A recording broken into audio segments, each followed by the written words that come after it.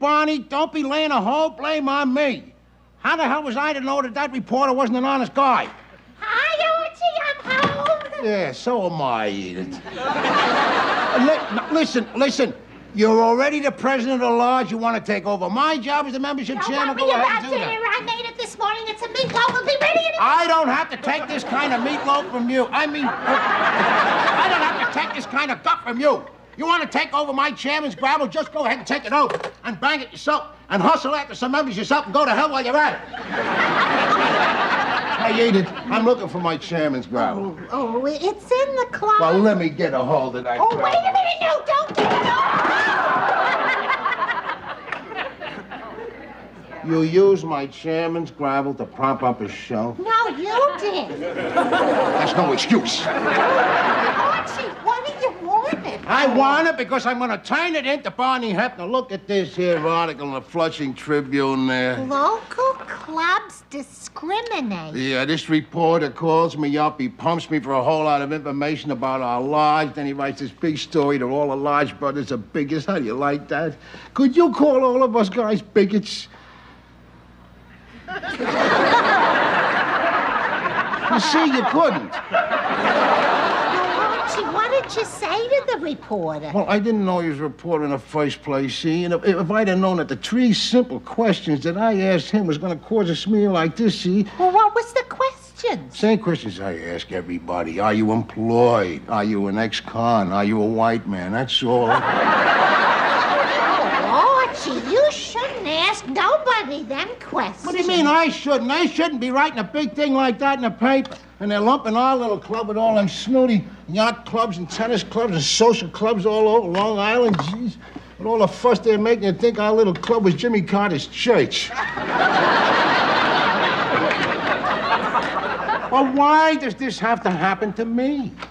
Hi, Arch. Why does this have to happen? I ain't got no time to brandy words with you today, and why the hell are you sitting at my table? Oh, I forgot to tell you, Archie. Mike's having dinner with us tonight. I hope you're cooking for 9. Oh. See, Gloria had to take Joey to Staten Island to see Al and Trudy. Oh, I see. And she missed the 5 o'clock bus home on account of Joey took his 4 o'clock nap at 4:30. Yeah, well, all right. And he has to sleep for an hour, so she didn't want to wake him up. And so the next bus was 6:15. Only Al missed his 6 o'clock train coming home, and he couldn't take it to the bus station. So, like, Gloria and Joey are staying at Al and Trudy's for dinner tonight. I guess they'll get the 8 o'clock bus home, unless, of course, Joey falls asleep again. Oh, my God. Take an even later bus. Hey, Arch. Why don't you just stop her? You can't. You don't stifle her by the 5th sentence. You just gotta wait till she winds down herself. Arch, I noticed they mention your club in this article on discrimination. I don't want to say nothing about that article whatsoever. Okay. I'll say this. That's all a pack of lies. It is? All right. Tell me the name of one black member of the Kings of Queens. Being a private club, I ain't saying nothing about our club whatsoever. Okay. I'll say this.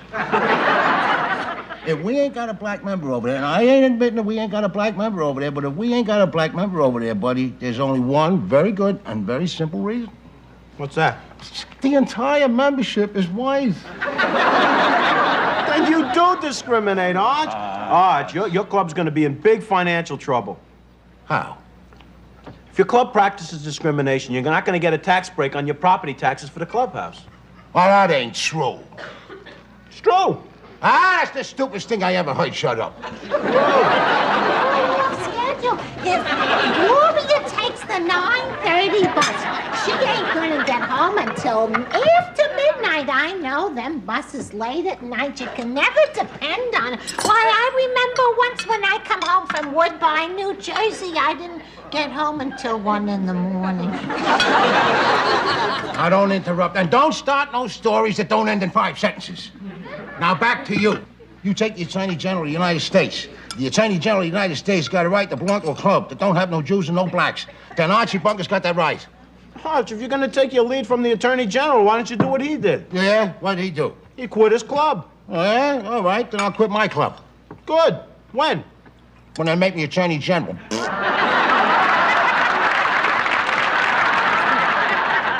Arch, don't you care anything about the Constitution of the United States? Don't hit me with that comic crapola. The Constitution! Ain't got nothing to do with Americanism or American. Where a man's got the right to join any club he pleases, with all the men he likes, and all the men he likes got the right to keep out all the men they don't like.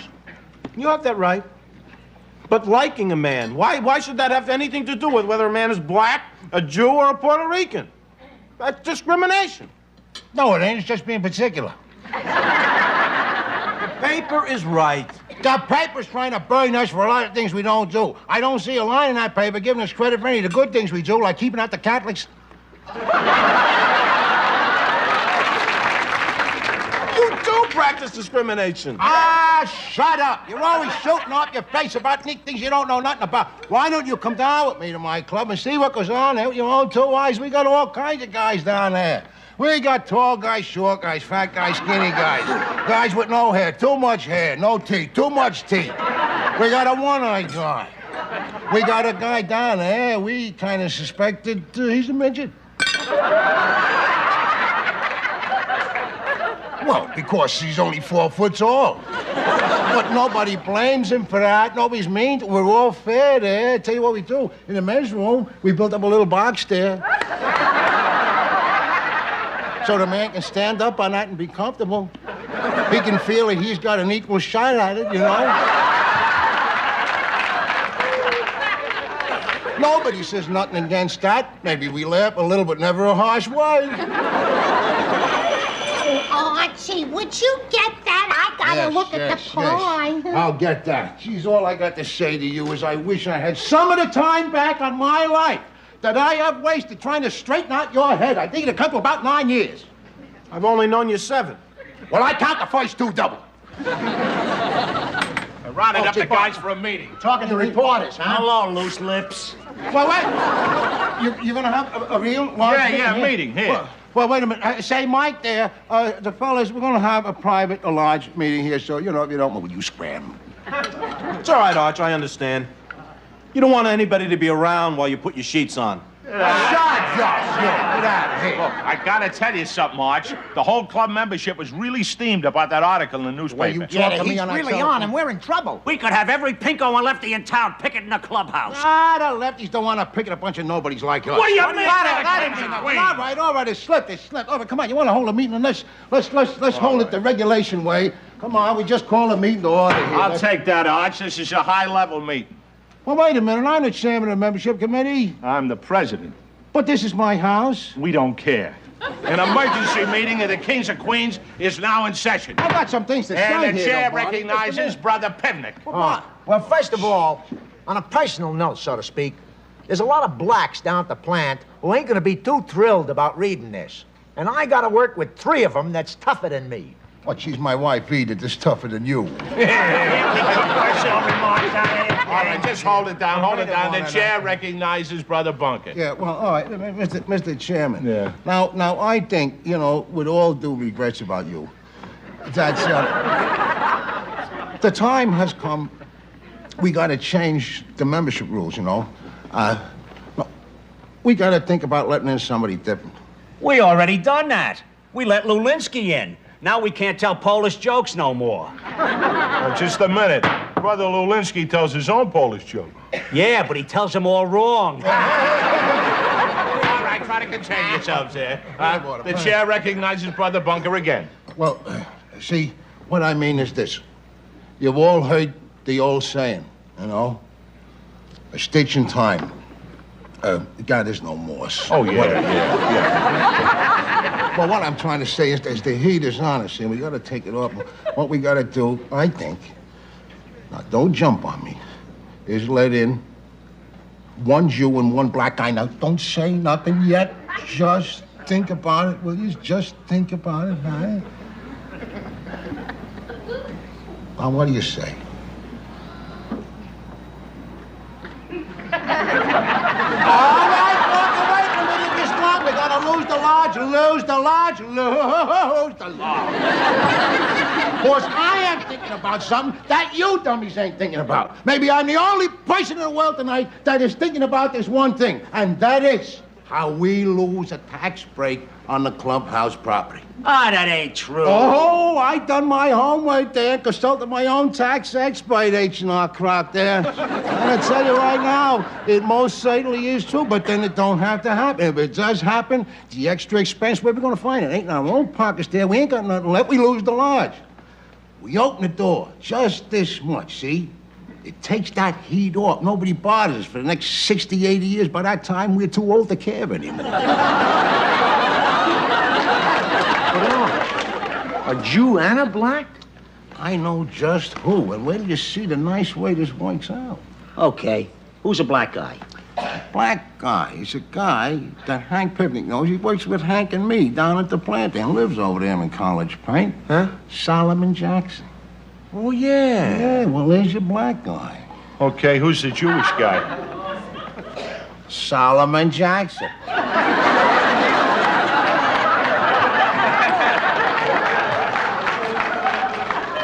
He's a black and a Jew? A two-time loser.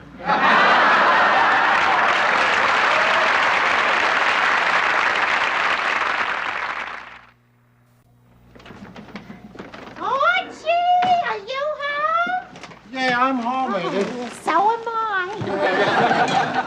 The fellas here? No, the fellas won't be coming over till later. Did you get everything I told you to get? Well, I think so. Yeah, but this is a very unusual guest of honor today. You know, a guy that's black and Jewish all at once. Wow. Well, here's the ribs from Colonel Sanders. And here's the chopped liver from Goldberger's Delicatessen. Here's your one. That's it. That's the stuff there. Oh, yeah. Oh, that's terrific. You see, this is using the old bean here, see? In case he's feeling a little more colored, you know, than usual, a bottle of Ripple, see? And in case he's more in a Jewish frame of mood, we got the man of shoes. I'll get it. I'll get that. No, let me answer the door. Let me answer. When I say I'm answering the door, why do you run? I always do. Stand back, will you? Stand back. I'll be right there. Now remember, please, you know, act ordinary. They're very pleasant there. Just make the guy feel like he's a real person, huh? Well, that's what he is. Good. Keep that up. Hello. Hiya there, Sal. Come on in. Say hello to the wife. Edith, this is Solomon Jackson from work. How do you do, Mr. Jackson? Let me have your jacket. It's so nice of you to Yeah, come don't and- wear the man out with heavy conversation, Edith. Just to hang up the coat. Come on in, Sal. Come on in. Make yourself at home. Sit right down on the sofa over here. The hell with the sofa. Use my chair. That's it. Because that's the most comfortable chair in the house. Yeah. Well, now listen, the first thing I want to do is, thank you for coming over here, giving up your Saturday afternoon, which I know is a religious holy day for you people, the name of which what is that? Shabbos. Correct. Could I get you a little refreshment? A little refreshment, that's right in order, Edie. Yeah, go ahead and do that. Bring us a nice cold bottle of Ripple out there, see? Yeah, oh, that's my favorite wine. Boy, I love that better than anything. I didn't know that, Well, the years have tired you out and you forget things. From now on, I'll buy it for you all the time. It's a lot cheaper than beer. Yeah, it's a hell of a lot better, too, you know? Yeah. I don't really care for it. I've gone up with myself lately to tell you the truth. Say, eat it, the 86, the Ripple there, and bring us a couple of delicious sized Coke cans of beer, huh? All right. Well. She's I'm so glad that we could finally get together. Why? Why? Well, the kind of guy I am, I like to make friendships, wherever, irregardless of nothing pertaining to anything particular, whatever, There are not many people who could phrase it just that way. Well, I like to think I'm one of them. You are. And you are a credit to your race. Oh, Oh, well, thank you very much, Sal, and you're a credit to your race, too. I mean, both of them. Holy cow, the front door. What do you know? Jeez, I wonder who could be ringing that door, you know, without even an invitation. In the middle of a man's Saturday afternoon. What'd you call it again? Shabbos. Correct again. What a memory. Yeah. Let's let him in, huh? Wow, Hey, Sal, I want you to meet 3 close friends of mine. Hi, Sal. I'm Harry. How are you, Harry? You know me, I'm Hank. Right. Yeah, and this is Barney Hefner, Sal. He's president of our lodge. Yeah. Hey. Sit down. Here's your beers. Oh. Now, eat it. You're going to have to get some more beers because look who just dropped in right out of the blue. Yeah, we was expecting you. Excuse us just a minute. Edith, come out to the kitchen about some little thing. No, we're just here, man. Be right back, fellas. Do you know how tired I am of living with your foot in my mouth? Keep yourself busy out here, and I'll handle the guests. Wait a minute, That's I'll all. save I'll the do beers. it. You don't I have will to do it. save the cold beer. Your warm conversation takes the chill off the cans. Here we are, guys. When you want a thing done, you always do it yourself. Huh? There you are. Here's my behind, Sal. Just take one. You just help yourself. Oh, gee, sorry to trip over you there, Sal. I hope I didn't get the shin there. Well, here we all are, and as the Scotch Jew said, Lochheim. Hey, you know, he's a funny guy, Flip Wilson. Yeah, not as funny as Myron Cohen. Well, you like both of them, don't you? Oh, yeah. Oh, yeah. Then say that. You know, I really like that TV picture, the raid on Entebbe. Oh, yeah. Them Israelis really did a good job. Oh, well, leave it to a Jew to pull a fast one. What I mean is that it's a good example of Jewish brains. Listen, why did you invite me by here today? What? Well, like I was saying to you before the guys come, you know, to you and me, we never have a chance to talk to each other down at work. Yeah, but you can talk to me at any time. As a matter of fact, you did speak to me at lunch once. When? About 5 years ago. Hey, ain't that wonderful? A man can remember after 5 years a little insignificant detail like that? That's my Jewish brain. It certainly doesn't take much to get a laugh around here, does it? Hey, Archie, it just hit me. You know what we need down at the Kings and Queens? A guy like Sal here with a great sense of humor. Barney, what a hell of an idea. And I'm a membership chairman. I never thought of that myself. Let me ask you, did you ever hear of our club, the Kings of Queens? Is that fag joint down near the bus station? No, that's another. That's the Queens of Queens. See, our club is the Kings of Queens. See, the Kings is all men. So is the Queens. Well, yeah, so, but you know, I mean, real American guys, like He-Man guys, like all of us here, and we think that you belong with us. Tell me about it. Yeah, sure. Well, it's a swell club, Saul. And one of the main things about our club is it ain't got a whole lot of pain-in-the-neck rules, you know? Like, we never insist that a new member comes to all the meetings, do we, fellas? Right. Yeah. So I can become a member and I don't have to show up at all. No, you don't have to show up and nothing at all. I mean, like any of the social events there, the annual picnic, you know, for the wives and families, you could stay awake now, couldn't you, guys? Stay away. And then we got all the facilities of the club there, you know. We got a pool, we got a handball court there. We got a little refreshment bar, we got a beautiful new library there. You guys got books? Books, no, the TV set is in there. You know, Roots was my favorite TV show. Oh, yeah, Roots, yeah, but the slavery filled me with shame. But getting back to all them facilities, see, you don't have to use none of them facilities at all. See, and then January 1st, you get a whole list through the mail of all the club's yearly events to stay away from. But if I don't have to show up, what do you need me for? Well, we need you because the club has got the heat. All the clubs now, any club nowadays will tell you the same thing. It's not just our club, but all of the clubs are feeling the thing of the club. I'll tell you what it is. Sorry. Every club needs a certain amount of absentee members. Well, this is kind of a new thing.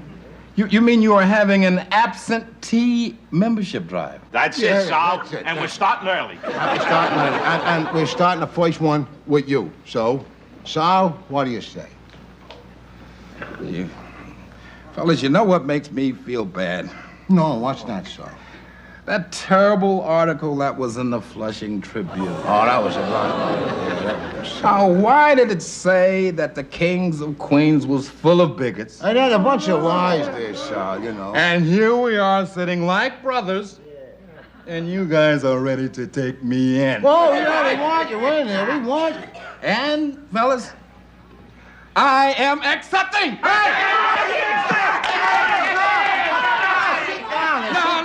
No, listen, I'd love to stay longer, but I promised my son I'd get home to help him write his bar mitzvah speech. Oh, he's bar mitzvah, ain't that nice? But I am in!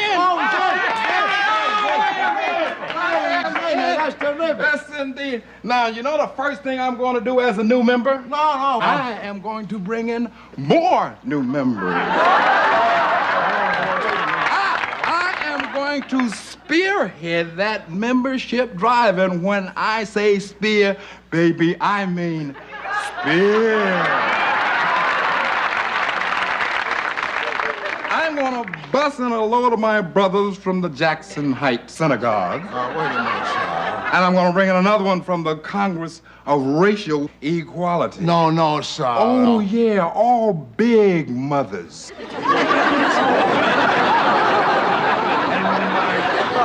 My Jewish brothers are going to look like those Entebbe commandos. And my black brothers are going to look like those big, angry slaves that was on your favorite TV program, Roots. And we all want to be initiated at the same time. The same time. Wait, Sal, I think we better, talk about this Archie, some more. brother, you are going to love it. Your club will take on a whole new color. As a matter of fact, we're going to change the name. Let me see now. I got it. The Kings of Queens of Spades.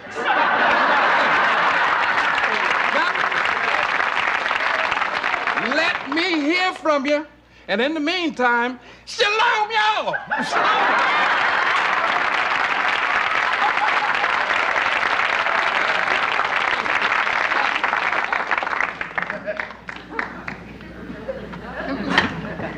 I don't mean that. But, if it means it, we gotta look on the bright side, Nobody can take us in basketball.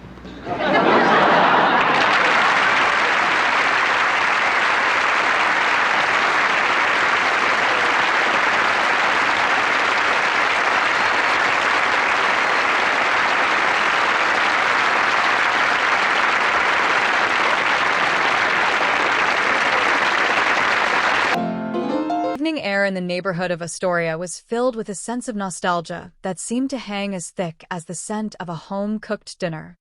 It was a time when the melodies of Glenn Miller played softly from the radio, carrying with them the echoes of songs that had once dominated the hit parade. For men like Archie Bunker, those were the days that defined a lifetime. It was an era when life felt certain and the world was divided into clear categories. You knew exactly where you stood in those times. Girls were girls and men were men, standing firm in their roles without the complexities of the modern age. In the quiet reflections of his living room, Archie often thought to himself that the world could truly use a man like Herbert Hoover once again. In those days, there was no reliance on a welfare state because every person was expected to pull their own weight, working hard and contributing to the common good. Life was as simple and sharp as a sour Cairola, yet it was great in its own honest way. Those were truly the days. However, the peace of the Bunker household was currently being disrupted by a wave of frustration that had been building since the morning. Archie sat in his favorite chair, his face flushed with a mixture of annoyance and disbelief. He turned his attention toward his friend Barney, his voice rising with a characteristic edge of a man who felt unfairly judged. He told Barney not to lay the whole blame on him. He questioned how he was supposed to know that the reporter who had called him was not an honest man. To Archie, a conversation was just a conversation, but the world outside seemed determined to twist his words into something he did not recognize. Just then, the front door opened and Edith walked in, her face bright with her usual cheerful energy. She announced her arrival with a familiar call, telling Archie that she was home. Archie responded in kind, noting that he was also home, but his mind was far from pleasantries. He was preoccupied with the internal politics of his beloved club, the Kings of Queens. He accused someone of acting like a president-at-large and asked if they wanted to take over his job as the membership chairman. Edith, ever the peacemaker and focused on the domestic needs of the house, told him not to worry about it. She explained that she had made a meatloaf that morning, and it would be ready in a minute. Archie was in no mood for meatloaf or any kind of talk that felt like it was undermining his authority. He declared that he did not have to take this kind of meatloaf from anyone, correcting himself to say he did not have to take this kind of attitude. He challenged the invisible opposition to take over his chairman's gavel if they wanted it so badly. He told them to go ahead, bang at themselves, and hustle after some members, even suggesting they could go to a less pleasant place while they were at it. In his frustration, he began searching for his physical gavel, asking Edith where it was. She calmly informed him that it was in the closet. When Archie moved to retrieve it, Edith tried to stop him, admitting that she had used the chairman's gavel to prop up a shelf. Archie was incredulous. He told her that using a symbol of authority to support a shelf was no excuse. He wanted that gavel because he intended to use it to make a point to Barney Hefner. His anger was fueled by an article he had seen in the Flushing Tribune. The headline screamed that local clubs were practicing discrimination. Archie explained that a reporter had called him and pumped him for information about the lodge. The resulting story claimed that all the lodge brothers were bigots. Archie asked how anyone could call them such a thing.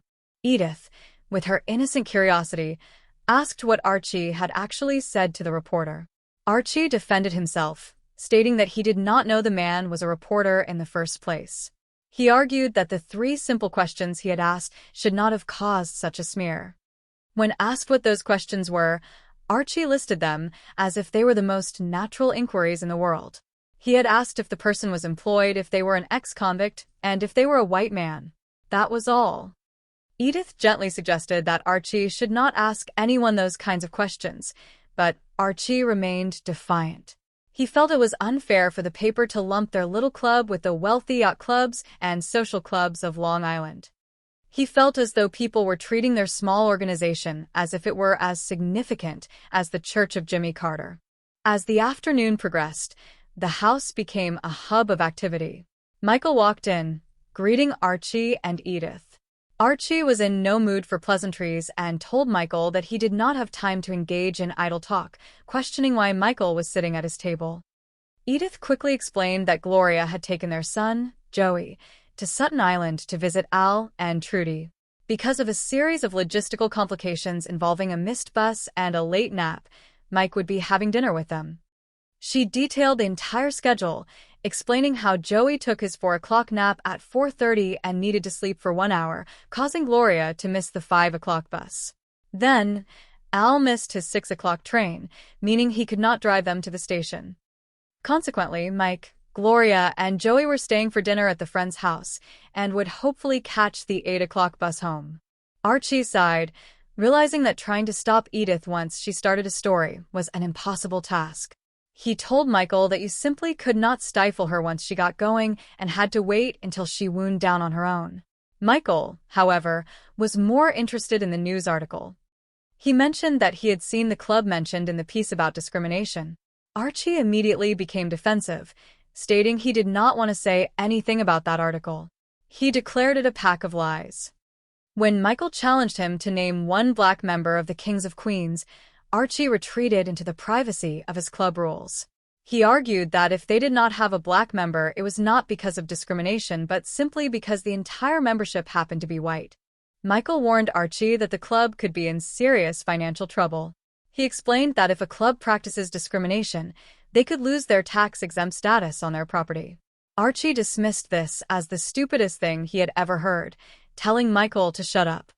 He continued to worry about the buses, noting that if Gloria took the 9:30 bus, she would not be home until after midnight. He shared a long, rambling story about a time he came home from New Jersey at 1 a.m, which only added to the clutter of the conversation. The discussion returned to the rights of a private citizen. Archie argued that if the Attorney General of the United States had the right to belong to a club that was exclusive, then Archie Bunker had that right too. Michael pointed out that the Attorney General had actually quit his club to avoid such controversy. Archie, ever the negotiator, said he would quit his club too, but only when they made him the Attorney General. He grew angry when Michael brought up the Constitution, calling it a piece of paper that had nothing to do with the reality of being an American. Archie believed that a man had the right to join a club with people he liked, and to keep out those he did not. Michael argued that liking a man should have nothing to do with his race or religion. Archie countered that it was not discrimination, but rather being particular. He felt the paper was ignoring all the good things they did, like keeping out the Catholics. He invited Michael to come down to the club to see for himself. He described the diverse group of men they had: tall guys, short guys, fat guys, skinny guys, and even a man with one eye. He mentioned a member who was only 4 feet tall, whom they suspected might be a midget. He proudly explained how they had even built a small box in the men's room so the shorter man could be comfortable and feel like he had an equal shot at things. He insisted they were fair, even if they laughed a little sometimes. The doorbell rang and Archie's friends from the club began to arrive. Barney and the others were worried. They feared that the article would bring every political activist in town to their doorstep to picket the clubhouse. Archie tried to maintain order, declaring an emergency meeting of the Kings of Queens in his living room. He acted as the chairman, even though Barney was the president, and it was Archie's own house. Brother Pimnick expressed his concerns, noting that he worked with 3 black men who were much tougher than he was, and they would not be happy to read the article. Archie then suggested a radical plan to save the club and its tax break. He proposed that they should let in 1 Jewish man and 1 black man to take the heat off. He argued that by opening the door just a little bit, nobody would bother them for the next 60 or 80 years. He had even found the perfect candidate, a man named Solomon Jackson who worked at the plant. Solomon was both black and Jewish, which Archie saw as a perfect 2-for-1 solution. The day of the meeting with Solomon Jackson arrived. Archie had prepared the house with an unusual assortment of food to cater to what he perceived as Solomon's dual heritage. He had ribs from a famous chicken place and chopped liver from a Jewish delicatessen. He even had 2 types of wine, a bottle of Ripple and a bottle of Manischewitz, depending on which part of his heritage Solomon was feeling more of at the moment. He told Edith to act natural and make the guest feel like a real person. When Solomon Jackson arrived, Archie was overly welcoming. He offered Solomon his favorite chair, the most comfortable one in the house. He thanked Solomon for coming on his Saturday afternoon, which Archie correctly identified as Shabbos. He tried to offer Solomon the Ripple wine, but when Solomon mentioned he did not care for it, Archie quickly switched to beer. The atmosphere was thick with Archie's awkward attempts at being inclusive. He told Solomon he was a credit to his race, and Solomon, with a dry wit, thanked him and told Archie he was a credit to his race too. The other club members, Barney, Harry, and Hank, arrived and joined the group. Archie tried to make conversation by mentioning famous comedians and movies, trying to find common ground in a way that was both clumsy and well-intentioned in its own strange way. Eventually, Solomon asked why he had been invited. Archie explained that he wanted to build a friendship outside of work. He and the others then made their pitch for Solomon to join the Kings of Queens. They told him it was a great club where he would not even have to attend the meetings or the social events. They described it as an absentee membership. Solomon, realizing the situation, played along. He noted the article in the paper and asked if the club was truly full of bigots. The men assured him it was a lie and that they wanted him as a brother. Solomon enthusiastically accepted the invitation. However, he then revealed his own plan. He announced that as a new member, he would spearhead a membership drive. He promised to bring in a load of his brothers from the synagogue and his friends from civil rights organizations. He described them as strong, determined men who would change the face of the club. Archie and his friends were stunned. Solomon told them that the club would take on a whole new color and suggested changing the name to the Kings of Queens of Spades. With a final shout of Shalom Y'all, Solomon departed, leaving the men to contemplate the future of their organization. Archie, trying to find a silver lining, noted that at least with the new members, nobody would be able to beat them at basketball. The day ended with the realization that the world was changing, and even the Kings of Queens would have to change with it. The late afternoon sun filtered through the dusty windows of the Bunker residence, casting long shadows across the worn carpet of the living room. It was a time for reflection, a time when the echoes of the past seemed to hum in the air like an old melody. Archie Bunker sat in his favorite chair, the one that had seen years of debates and quiet moments alike. He began to hum a tune that lived in the hearts of many from his generation. He thought about the way Glenn Miller played and the songs that made the hit parade. To Archie, those were the days when guys like them had it made. It was a world where you knew exactly where you were. Girls were girls, and men were men. He often thought that the world could use a man like Herbert Hoover again.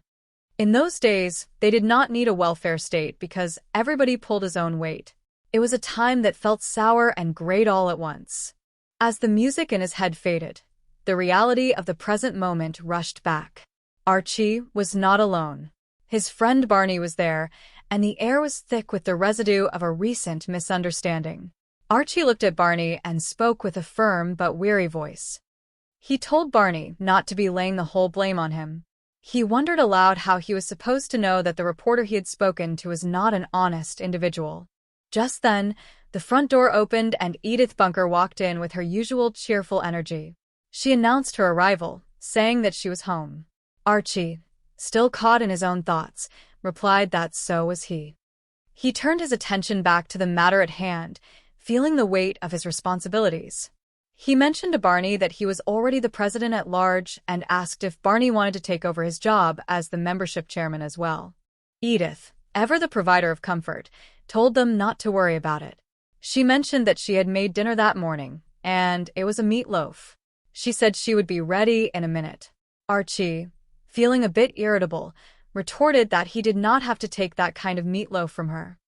He corrected himself, saying he did not have to take that kind of talk. He offered the chairman's gavel to anyone who wanted it, telling them to go ahead and bang it themselves and hustle after some members. Archie began searching for his chairman's gavel. Edith informed him it was in the closet. When he went to retrieve it, he found it was being used to prop up a shelf. He was incredulous. He told Edith that using his official gavel for such a purpose was no excuse. He wanted it back because he was going to show it to Barney Hefner. The source of Archie's frustration was an article in the Flushing Tribune. The headline screamed that local clubs were practicing discrimination.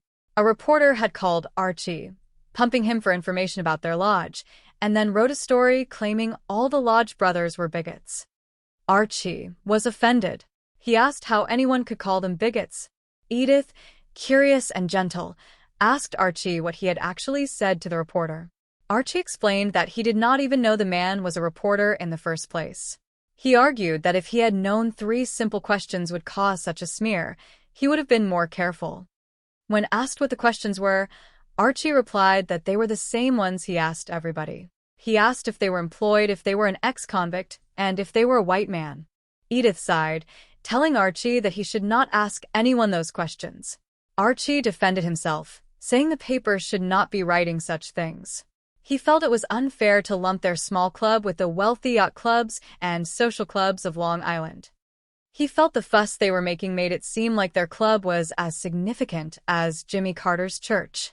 Mike, Archie's son-in-law, entered the room and greeted him. Archie was in no mood for pleasantries. He asked why this was happening to him and told Mike he did not have time to argue. He questioned why Mike was sitting at his table. Edith explained that Mike was having dinner with them because Gloria had taken Joey to Sutton Island to see Al and Trudy. She went into a long, detailed explanation about missed buses and naps that had moved from 4 o'clock to 4:30. She explained that because Joey needed to sleep for an hour, the next bus was not until 6:15. Then Al missed his 6 o'clock train, meaning he could not give them a ride. Archie listened as Edith continued, eventually noting that Gloria and the baby would likely not be home until after midnight. Mike tried to chime in about the article on discrimination, but Archie told him he did not want to say anything about it. He claimed the article was a pack of lies. Mike challenged him to name one black member of their club. Archie remained defensive, stating that as a private club, he would not say anything. He eventually admitted that if they did not have a black member, it was only because the entire membership was white. Mike warned Archie that the club could be in big financial trouble. He explained that if a club practices discrimination, they could lose their tax break on property taxes for the clubhouse. Archie dismissed this as the stupidest thing he had ever heard, but the seed of worry was planted. Archie then brought up the Attorney General of the United States. He argued that if the Attorney General had the right to belong to a club without certain groups, then Archie Bunker had that right too. Mike pointed out that the Attorney General had actually quit his club. Archie joked that he would quit his club too, but only when they made him the Attorney General. The conversation turned to the Constitution. Archie told Mike not to hit him with what he called comic crapola. He argued that a man should have the right to join any club he pleased and keep out anyone he did not like. Mike countered that liking someone should not depend on their race or religion. Archie insisted it was not discrimination, but rather just being particular. He felt the paper was ignoring all the good things they did, like keeping out other specific groups. To prove his point, Archie invited Mike to the club to see for himself.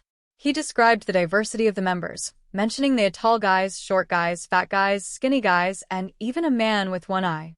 He even mentioned a man who was only 4 feet tall, for whom they had built a small box in the restroom, so he could be comfortable. Archie felt this was proof of their fairness. The doorbell rang, and Archie's friends from the club arrived. They were all worried about the article. They feared that every political activist in town would be picketing their clubhouse. Archie tried to keep order, calling an emergency meeting of the kings and queens to order right there in his living room. Brother Pivnik spoke first, expressing concern about his co-workers at the plant. He worked with 3 black men who were quite tough, and he did not want them to read the article. Archie then took the floor as the chairman. He suggested that the time had come to change the membership rules. He proposed letting in someone different. The members were hesitant. They had already let in one man of a different nationality, and now they felt they could no longer tell certain jokes. Archie pushed forward, arguing that they needed to take the heat off the club. He suggested letting in one Jewish man and one black man. He reminded them of the tax break they were at risk of losing. He argued that if they opened the door just a little bit, they would be left alone for the next 60 or 80 years. Archie had a plan. He knew a man who fit both descriptions. Solomon Jackson worked with Archie and Hank at the plant. He lived in College Point. Solomon was both black and Jewish. Archie saw this as a perfect solution, a 2-for-1 deal that would solve their problems. Later that afternoon, Archie and Edith prepared for their guest. Archie had ordered ribs from Colonel Sanders and chopped liver from a Jewish delicatessen. He even had 2 different types of wine ready, depending on which part of Solomon's heritage was more prominent at the moment. He told Edith to act ordinary and make Solomon feel like a real person. When Solomon Jackson arrived, Archie was overly welcoming. He offered Solomon his own favorite chair, calling it the most comfortable in the house. He thanked Solomon for coming over on his Saturday afternoon, which Solomon identified as Shabbos. Archie was impressed by his own memory. As they sat, Archie tried to be a gracious host. He offered Solomon a drink, first suggesting wine, and then settling on beer. Archie tried to build a friendship, speaking in a way he thought was sophisticated. He told Solomon he was a credit to his race, and Solomon humorously replied that Archie was a credit to his race too. The other club members, Harry, Hank, and Barney, arrived as if by accident. They all sat together, and the conversation was awkward. They talked about famous comedians and television shows like The Raid on Entebbe and Roots. Archie tried to use these topics to show how much he appreciated Solomon's background, though his comments often missed the mark. Solomon eventually asked why he had been invited. Archie and the others explained that they thought he belonged with them in the Kings of Queens. They described the club as a place for real men. They told Solomon he would not even have to attend meetings or social events. They described an absentee membership where he could enjoy the facilities without ever actually being there. Solomon realized what was happening. He saw through their plan to use him to stop the criticism and save their tax status. With a clever smile, Solomon announced that he was accepting the invitation. The members were thrilled, thinking they had succeeded. However, Solomon had a surprise for them. He announced that as a new member, he was going to spearhead a membership drive. He planned to bring in many of his brothers from his synagogue and from civil rights organizations. He told them the club was going to take on a whole new color. He even suggested a new name for the lodge, the Kings of Queens of Spades. As Solomon left with a cheerful greeting of shalom to everyone, Archie and his friends were left stunned. They realized that their attempt to bypass the rules had brought about a much bigger change than they had ever anticipated. In the end, they were left to wonder about the future of their club, while the echoes of a changing world rang louder than ever in the quiet streets of Queens.